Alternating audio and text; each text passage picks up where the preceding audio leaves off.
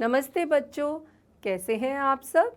मैं आशा करती हूँ कि आप सब अपने परिवार के साथ कुशलपूर्वक होंगे और हमारे इस वीडियो का बड़ी बेसब्री से इंतज़ार कर रहे होंगे। आज हम 9वीं कक्षा का भूगोल का दूसरा अध्याय भारत का भौतिक स्वरूप पढ़ेंगे। भौतिक स्वरूप का अर्थ है बच्चों कि भारत दिखता कैसा है, इसमें किस प्रकार की भू आकृतियाँ पाई जाती हैं। यह तो आप सब जानते ही हो बच्चों कि भारत अपनी विविधताओं के लिए जाना जाता है। यहाँ पर भाषाओं, खान पान, पहरावों के साथ साथ अलग अलग क्षेत्र में भौतिक विभिन्नताएं भी पाई जाती हैं। बच्चों, अगर आप मैदानी क्षेत्र में रहते हो तो आप वहाँ के दूर तक फैले विशाल मैदानों से भली भांति परिचित होगे, और अगर आप पहाड़ी क्षेत्र में रहते हो तो पहाड़ों की ढलानों और घाटियों के बारे में आप बहुत कुछ जानते होगे। भारत में लगभग हर प्रकार की भू आकृति पाई जाती है, जैसे पर्वत, पठार, मरुस्थल, मैदान और द्वीप समूह। आज हम इन्हीं भू आकृतियों के बारे में पढ़ेंगे और जानेंगे कि भारत के किस हिस्से में कौन सी भू आकृति है और इसकी क्या विशेषताएं हैं। तो आइए शुरू करते हैं। सबसे पहले हम देखते हैं कि भारत को भौगोलिक आकृतियों के आधार पर कितने भागों में बांटा जा सकता है। और ये भौगोलिक आकृतियां हैं: हिमालय पर्वत श्रृंखला, उत्तरी मैदान, प्रायद्वीपीय पठार, भारतीय मरुस्थल, तटीय मैदान और द्वीप समूह। सबसे पहले बात करते हैं हिमालय पर्वत श्रृंखला की। हिमालय विश्व की सबसे ऊंची पर्वत श्रेणी है, जिसकी लंबाई 2400 किलोमीटर है। इसकी चौड़ाई कश्मीर में 400 किलोमीटर और अरुणाचल में 150 किलोमीटर है। यह पर्वत श्रृंखला पश्चिम पूर्व में सिंधु से लेकर ब्रह्मपुत्र नदी तक फैली है। इसके पश्चिमी भाग की तुलना में पूर्वी भाग की ऊंचाई में ज्यादा विभिन्नता पाई जाती है। हिमालय को मुख्य रूप से 3 भागों में बांटा गया है: महान हिमालय, निम्न हिमालय और बाहरी श्रृंखला। आइए अब इन तीनों भागों को विस्तार से समझते हैं। सबसे उत्तरी भाग में स्थित श्रृंखला को महान या आंतरिक हिमालय कहते हैं। इसे हिमाद्री भी कहा जाता है। यह सबसे ज्यादा निरंतर श्रृंखला है, जिसमें 6000 मीटर की औसत ऊंचाई वाले सबसे ऊंचे शिखर हैं। हिमालय का यह भाग क्रोड ग्रेनाइट से बना है। यह श्रृंखला हमेशा बर्फ से ढकी रहती है। इसमें बहुत सी हिमानियों का प्रवाह भी होता है। बच्चों, हिमानी यानी ग्लेशियर। सभी मुख्य शिखर यहीं पाए जाते हैं। आओ अब नजर डालते हैं हिमालय के कुछ ऊंचे शिखरों पर। हिमालय के सबसे ऊंचे शिखर का नाम है माउंट एवरेस्ट, जो कि नेपाल में है, जिसकी ऊंचाई 8848 मीटर है। उसके बाद आता है कंचनजुंगा, जो कि भारत के सिक्किम राज्य में है और इसकी ऊंचाई 8598 मीटर है। इसके अलावा नंगा पर्वत, नंदा देवी, कामेट, नामचा बरुआ आदि शिखर भी भारत में हैं। बच्चों, क्या आप पता लगा सकते हो कि यह शिखर भारत के किस राज्य में स्थित हैं? आओ अब जानते हैं निम्न हिमालय के बारे में। हिमाद्री के दक्षिण में पाई जाने वाली श्रृंखला को निम्न हिमालय या हिमाचल कहा जाता है। इनकी ऊंचाई 3700 मीटर से 4500 मीटर और औसत चौड़ाई 50 किलोमीटर है। यहाँ पर पीर पंजाल, धौलाधार और महाभारत श्रृंखलाएं पाई जाती हैं, जिनमें से पीर पंजाल श्रृंखला सबसे लंबी और सबसे महत्वपूर्ण है। इसी श्रृंखला में कश्मीर की घाटी और हिमाचल के कुल्लू और कांगड़ा की घाटियां भी हैं। अब जानते हैं हिमालय की बाहरी श्रृंखला के बारे में। हिमालय की सबसे भारी श्रृंखला को शिवालिक भी कहा जाता है। इसकी चौड़ाई 10 से 50 किलोमीटर और ऊंचाई 900 से 1100 मीटर के बीच है। ये घाटियां बजरी और जलोढ़ मिट्टी की परत से ढकी हुई हैं। जलोढ़ का अर्थ होता है बच्चों वह मिट्टी जो नदियों द्वारा बहाकर लाई जाती है और किसी जगह पर जमा की जाती है। हिमालय और शिवालिक के बीच बहुत सी घाटियां हैं जिन्हें दून के नाम से जाना जाता है। इनमें से कुछ मुख्य दून हैं देहरादून, कोटली दून और पाटली दून। इस उत्तर दक्षिण के अतिरिक्त हिमालय को पश्चिम से पूर्व तक स्थित क्षेत्रों के आधार पर बांटा गया है। इन वर्गीकरणों को नदी घाटियों की सीमाओं के आधार पर किया गया है। इस तरह से हिमालय को 4 भागों में बांटा गया है: पंजाब हिमालय, कुमाऊं हिमालय, नेपाल हिमालय और असम हिमालय। उदाहरण के लिए सतलुज और सिंधु के बीच स्थित हिमालय के भाग को पंजाब हिमालय कहते हैं, लेकिन पश्चिम से पूर्व तक क्रमशः इसे कश्मीर और हिमाचल हिमालय के नाम से भी जाना जाता है।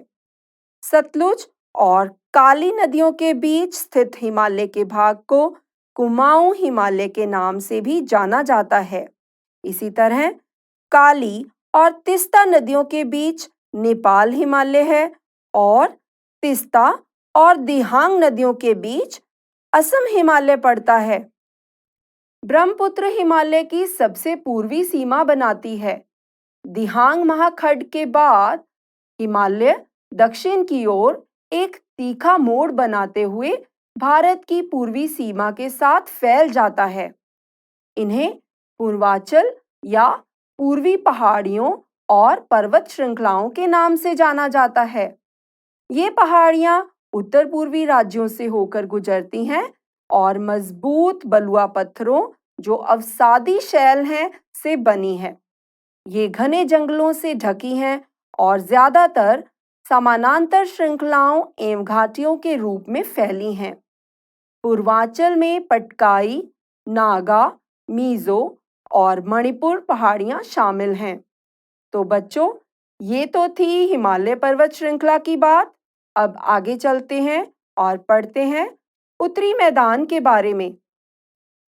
उत्तरी मैदान 3 प्रमुख नदियों जैसे सिंधु, गंगा और ब्रह्मपुत्र और इनकी सहायक नदियों से बना है। यह मैदान जलोढ़ मिट्टी से बना हुआ है। इसका विस्तार 7 लाख वर्ग किलोमीटर क्षेत्र पर है। इस मैदान की लंबाई 2400 किलोमीटर और चौड़ाई 240 से 320 किलोमीटर है। यह सघन जनसंख्या वाला क्षेत्र है। कृषि की दृष्टि से यह भारत का सबसे ज्यादा उत्पादन वाला क्षेत्र है। बच्चों, अब देखते हैं वितरिकाएं क्या होती हैं। वितरिकाएं उत्तरी पर्वतों से आने वाली नदियों के निचले भागों में ढाल कम होने के कारण नदी की गति कम हो जाती है, जिसके कारण नदीय द्वीपों का निर्माण होता है। ये नदियां अपने निचले भाग में गाद एकत्र हो जाने के कारण धाराओं में बढ़ जाती हैं। इन धाराओं को वितरिकाएं कहा जाता है। उत्तरी मैदानों को मुख्य रूप से 3 भागों में बांटा गया है, जो इस प्रकार हैं: पंजाब का मैदान, गंगा का मैदान, ब्रह्मपुत्र का मैदान। सबसे पहले पढ़ते हैं पंजाब के मैदान के बारे में। उत्तरी मैदान के पश्चिम भाग को पंजाब का मैदान कहा जाता है। सिंधु और इसकी सहायक नदियों द्वारा बनाए गए इस मैदान का बड़ा भाग पाकिस्तान में है। मैदान के इस भाग में दोआबों की संख्या बहुत अधिक है। अब बच्चों, दोआब का क्या अर्थ है? इसका अर्थ है दो नदियों के बीच का भाग। यह शब्द दो शब्दों दो और आब से मिलकर बना है। आब का मतलब होता है पानी। बच्चों, क्या आप जानते हो पंजाब भी दो शब्दों से मिलकर बना है? पंज का अर्थ है पांच, आब का मतलब होता है पानी। अब पढ़ते हैं आगे। गंगा का मैदान घग्गर और तीस्ता नदी के बीच है। यह उत्तरी भारत के राज्यों जैसे हरियाणा, दिल्ली, उत्तर प्रदेश, बिहार, झारखंड के कुछ भाग और पश्चिम बंगाल में फैला है। उत्तरी मैदान का तीसरा भाग है ब्रह्मपुत्र मैदान। ब्रह्मपुत्र का मैदान गंगा के मैदान के पश्चिम, विशेषकर असम में स्थित है। आकृतिक विभिन्नता के आधार पर उत्तरी मैदानों को चार भागों में बांटा जाता है। पहले भाग को कहते हैं भाबर मैदान। हिमालय पर्वत से नीचे शिवालिक की ढाल पर बनी 8 से 16 किलोमीटर की चौड़ी पट्टी को ही भाबर कहा जाता है। सभी नदियां इस पट्टी में आकर मिल जाती हैं। भाबर मैदान सिंधु से तीस्ता नदी तक फैला हुआ है। अगला भाग है तराई। भाबर मैदान के दक्षिण में फिर से नदियां निकलती हैं और नम और दलदली क्षेत्र का निर्माण करती हैं। इसे तराई कहते हैं। यह क्षेत्र जंगली जानवरों से भरा हुआ है। अब है भांगर। इस मैदान का आकार वेदिका जैसा है। यह नदियों के पुराने जलोढ़ से बना हुआ है। इसकी मिट्टी बहुत ही कंकरीली होती है। अब है खादर। यह मैदान नदियों के नए निक्षेप से बनते हैं, यानी नदियों द्वारा लाई गई नई मिट्टी से। इनका निर्माण हर वर्ष होता है। ये बहुत ही उपजाऊ होते हैं और गहन खेती के लिए आदर्श होते हैं। आइए अब हम जानते हैं प्रायद्वीपीय पठार के बारे में। सबसे पहले हम ये जानते हैं बच्चों कि प्रायद्वीप किसे कहते हैं। तो बच्चों, महाद्वीप का वह हिस्सा जो तीन तरफ से महासागरों से घिरा होता है, ऐसे भूभाग को प्रायद्वीप कहा जाता है। और प्रायद्वीपीय भारत का भाग पठारी है, इसलिए हम इसे प्रायद्वीपीय पठार कहते हैं। प्रायद्वीपीय पठार वाले भूभाग में ऊंची ऊंची चोटियां नहीं, बल्कि चट्टानों का समतल उठा हुआ भाग होता है। प्रायद्वीपीय भारत का पठार गोंडवाना लैंड का ही भाग है, तभी इसको प्राचीन भूभाग का हिस्सा माना जाता है। इस पठार के दो मुख्य भाग हैं। पहला मध्य उच्च भूमि और दूसरा दक्कन के पठार। आइए इसे मानचित्र में देखते हैं। यह प्रायद्वीपीय पठार का मध्य उच्चीय भाग है और यह है दक्कन का पठार। चलिए अब मध्य उच्च भूमि के बारे में विस्तार से जानते हैं। मध्य उच्च भूमि नर्मदा नदी के उत्तर में प्रायद्वीपीय पठार का वह भाग है जो कि मालवा के पठार के अधिकतर भागों में फैला है। यह भाग अरावली के दक्षिण पूर्व तथा विंध्याचल श्रेणी के उत्तर में फैला हुआ है। अगर पश्चिम में देखें तो यह राजस्थान के बलुई तथा पथरीले मरुस्थल में मिलता है। अब जानते हैं इन क्षेत्रों में बहने वाली नदियां कौन-कौन सी हैं।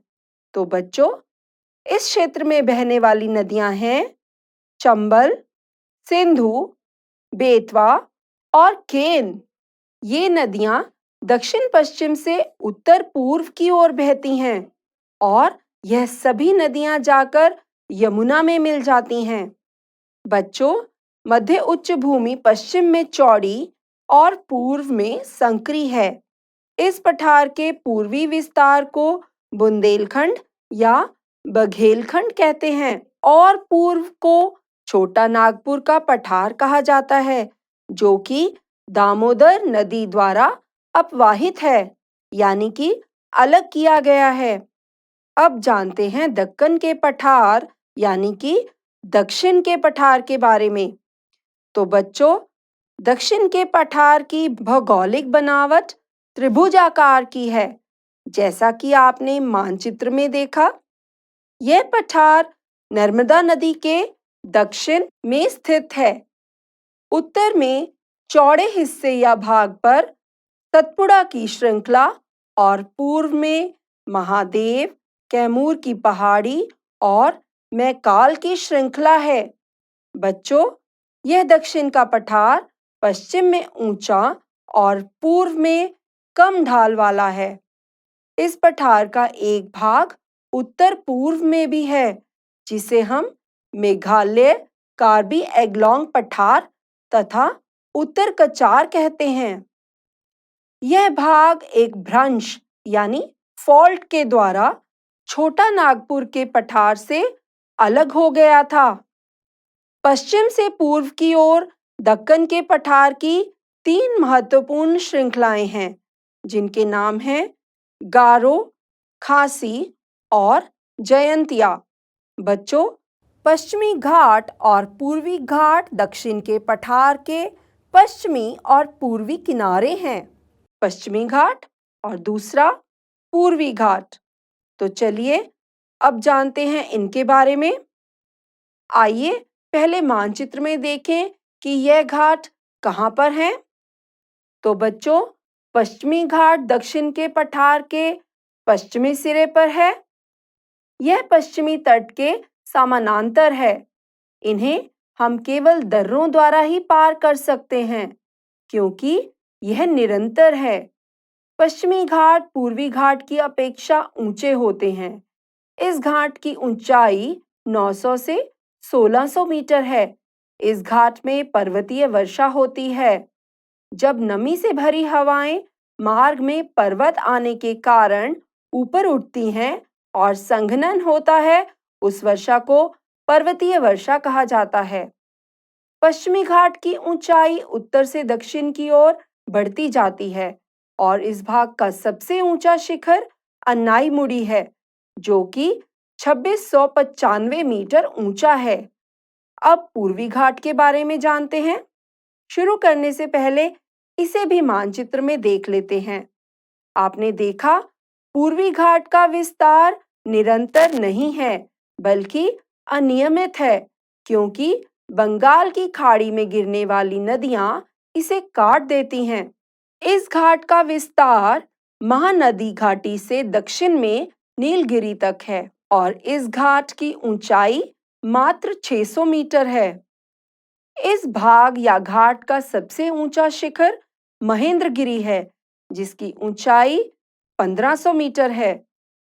इस घाट के पश्चिम में शेवराय और जावेरी की पहाड़ियां स्थित हैं। उद्गमंडलम, जिसे ऊंटी के नाम से जाना जाता है, नीलगिरी में स्थित नगर है। यह दक्षिण का प्रसिद्ध पर्वतीय नगर है। प्रायद्वीपीय पठार में काली मृदा यानी मिट्टी पाई जाती है और काली मिट्टी के क्षेत्र को ही हम दक्कन ट्रैप कहते हैं। इसकी उत्पत्ति ज्वालामुखी से हुई है, इसलिए यहाँ के शैल आग्नेय हैं और इन्हीं शैलों के अपरदन से काली मिट्टी का निर्माण हुआ है। आओ बच्चों, अब हम पढ़ते हैं भारतीय मरुस्थल के बारे में। भारतीय मरुस्थल को थार का मरुस्थल कहते हैं। यह अरावली पहाड़ी के पश्चिमी किनारे पर है। यह बालू के टिब्बों से ढका हुआ है। बालू यानी रेत। यहाँ वर्षा बहुत ही कम यानी 150 मिलीमीटर ही होती है। लूनी इस क्षेत्र की सबसे बड़ी नदी है। यहाँ पर बहुत अधिक क्षेत्र में बालू के टीले पाए जाते हैं, जिन्हें बरकान कहते हैं। अगर आप जैसलमेर जाएं, तो आप वहां बरकान के समूह देख सकते हैं। बच्चों, अब इस मानचित्र को देखो। यहाँ पर हिमालय पर्वत, उत्तरी मैदान, प्रायद्वीपीय पठार, भारतीय मरुस्थल, तटीय मैदान और द्वीप समूह दर्शाए गए हैं। चलिए अब तटीय मैदान की ओर बढ़ते हैं। प्रायद्वीपीय पठार के पूर्व और पश्चिम में स्थित दो संकरे मैदान हैं, जिन्हें पूर्वी तटीय मैदान और पश्चिमी तटीय मैदान कहा जाता है। तटीय मैदान पश्चिम में अरब सागर से लेकर पूर्व में बंगाल की खाड़ी तक फैले हैं। आइए पहले पश्चिम तट के बारे में जानते हैं। यह तट पश्चिमी घाट और अरब सागर के बीच का संकीर्ण मैदान है। इसके उत्तरी भाग को कोंकण, मध्य भाग को कन्नड़ और दक्षिणी भाग को मालाबार तट कहा जाता है। इस तरह यह तट 3 भागों में बांटा गया है। दूसरी ओर है पूर्वी तटीय मैदान। यह भाग चौड़ा और समतल है। इसका उत्तरी भाग उत्तरी सरकार और दक्षिणी भाग कोरोमंडल तट के नाम से जाना जाता है। महानदी गोदावरी, कृष्णा और कावेरी जैसी बड़ी नदियां इस तट पर विशाल डेल्टा बनाती हैं।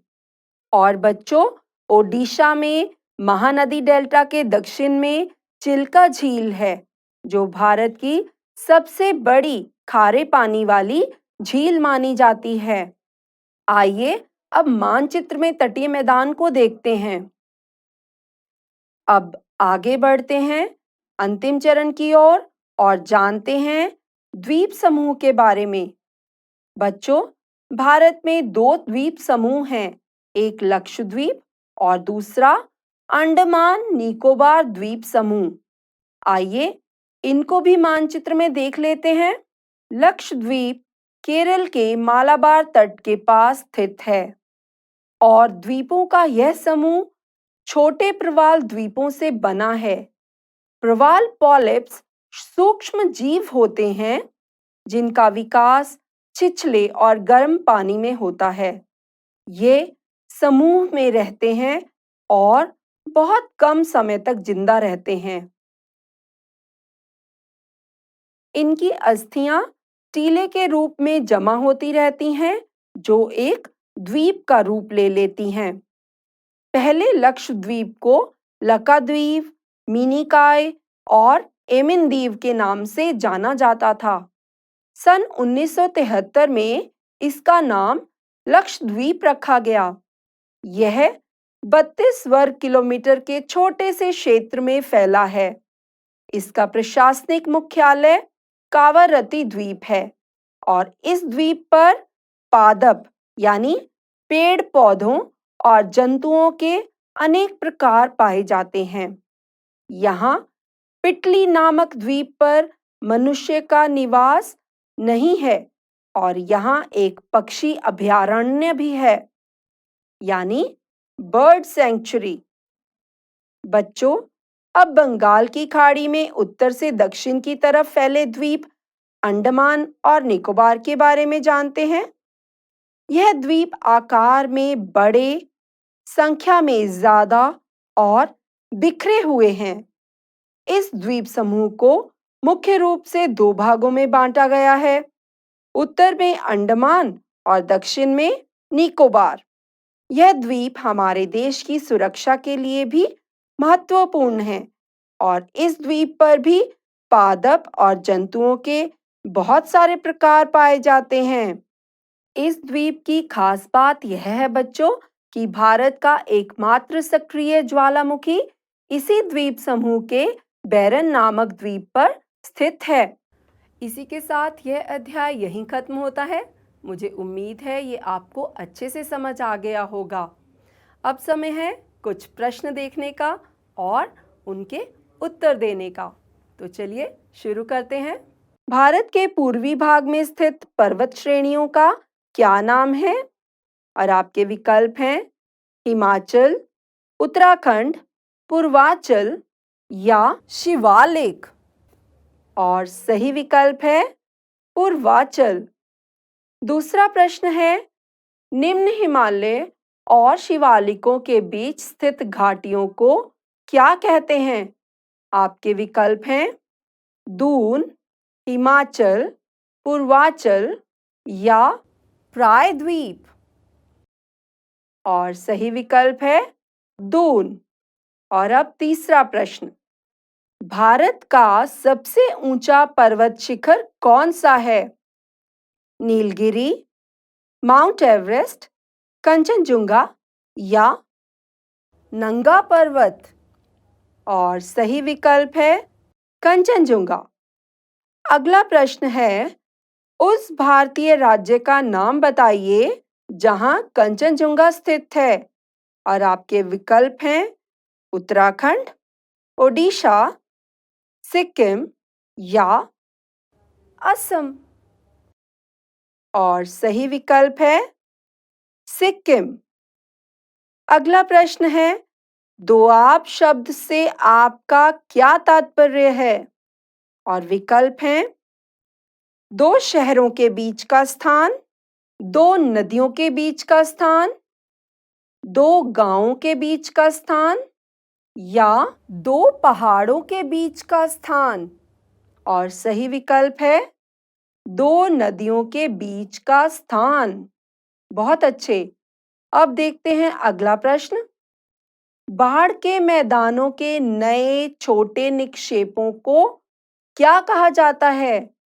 आपके विकल्प हैं खादर, तटीय मैदान, भांगर या तराई। और सही विकल्प है जी हाँ, खादर। अगला प्रश्न है, हिमालय पर्वत से नीचे शिवालिक की ढाल पर बनी चौड़ी पट्टी को क्या कहा जाता है? और आपके विकल्प हैं खादर, भाबर, भांगर या मैदान। और सही विकल्प है भाबर। और अब आखिरी प्रश्न, उत्तरी मैदानों को मुख्य रूप से कितने भागों में बांटा गया है? 3, 2, 6 या 4। और सही विकल्प है 3। बहुत अच्छे बच्चों। अब देखते हैं कुछ वाक्य और आपको बताना है कि ये वाक्य सही हैं या गलत। पहला वाक्य है, अरावली पहाड़ी के पश्चिमी किनारे पर थार का मरुस्थल है। तो यह वाक्य बिल्कुल सही है। अब देखते हैं अगला वाक्य, भांगर नदियों के पुराने जलोढ़ से बना हुआ है। तो बच्चों यह वाक्य सही है या गलत? यह वाक्य गलत है, क्योंकि नदियों के पुराने जलोढ़ से बने मैदान को भांगर नहीं खादर कहते हैं। अब देखते हैं अगला वाक्य, जो भूभाग तीन ओर से महासागर से घिरा हो उसे द्वीप कहते हैं। तो बच्चों यह वाक्य सही है या गलत? यह वाक्य गलत है, क्योंकि तीन ओर से महासागर से घिरे भूभाग को द्वीप नहीं प्रायद्वीप कहते हैं। अब देखते हैं अगला वाक्य, मध्य उच्च भूमि के पूर्वी पठार को बुंदेलखंड के नाम से जाना जाता है। और यह वाक्य बिल्कुल सही है। अब देखते हैं अगला वाक्य क्या है, पश्चिमी घाट में सबसे ऊंचा शिखर महेंद्रगिरी है। तो बच्चों यह वाक्य सही है या गलत? यह वाक्य गलत है, क्योंकि पश्चिमी घाट का सबसे ऊंचा शिखर महेंद्रगिरी नहीं अन्नाईमुडी है। बच्चों अब समय है कुछ और प्रश्न देखने का, जिनका उत्तर आपको एक या दो शब्दों में देना है। तैयार हो बच्चों? तो आओ देखते हैं पहला प्रश्न, उद्गमंडलम को आजकल किस नाम से जाना जाता है? इसका उत्तर है ऊटी। बच्चों यह दक्षिण भारत का एक प्रसिद्ध पर्यटन केंद्र है। अगला प्रश्न है, प्रायद्वीपीय पठार में कौन सी मृदा यानी मिट्टी पाई जाती है? और इसका उत्तर है काली मृदा। अगला प्रश्न है, चिल्का झील कहाँ स्थित है? और इसका उत्तर है ओडिशा। आइए अब देखते हैं चौथा प्रश्न। लक्षद्वीप नाम कौन से सन में रखा गया? और इसका उत्तर है सन 1973। और अब देखते हैं आखिरी प्रश्न। मनुष्य का निवास किस द्वीप पर न के बराबर है? और इसका उत्तर है पिटली द्वीप, जो कि लक्षद्वीप का हिस्सा है। बच्चों, अब आगे चलते हैं और मिलाते हैं आमने सामने दिए गए इन शब्दों को। सबसे पहले माउंट एवरेस्ट है नेपाल में, तो हम माउंट एवरेस्ट को मिलाएंगे नेपाल से। नंदा देवी पर्वत शिखर है भारत में, तो इसे मिलाएंगे हम भारत से। थार मरुस्थल को मिलाएंगे जैसलमेर से। मेज की आकृति होती है प्रायद्वीपीय पठार की, तो इसे मिलाएंगे हम प्रायद्वीपीय पठार से। दक्कन ट्रैप में होती है काली मृदा। और चिल्का झील है भारत की सबसे बड़ी खारे पानी की झील। बच्चों, अब मैं आपको कुछ कार्य देने जा रही हूँ। पहला कार्य है, आपको नीचे दिए गए कुछ स्थानों को मानचित्र में दर्शाना है। पहले है थार मरुस्थल, फिर पश्चिमी तट, फिर है दक्कन का पठार और अंत में है चिल्का झील। इसके अलावा आपको महान हिमालय में पाई जाने वाली हिमानियों और दर्रों के नाम पता करने हैं। मुझे पूरा विश्वास है आप ये ज़रूर कर सकोगे। तो बच्चों, कैसा लगा ये वीडियो? मुझे विश्वास है इसे देखकर आप भारत के भौतिक स्वरूप के बारे में काफ़ी कुछ जान गए होंगे। आज के लिए इतना ही।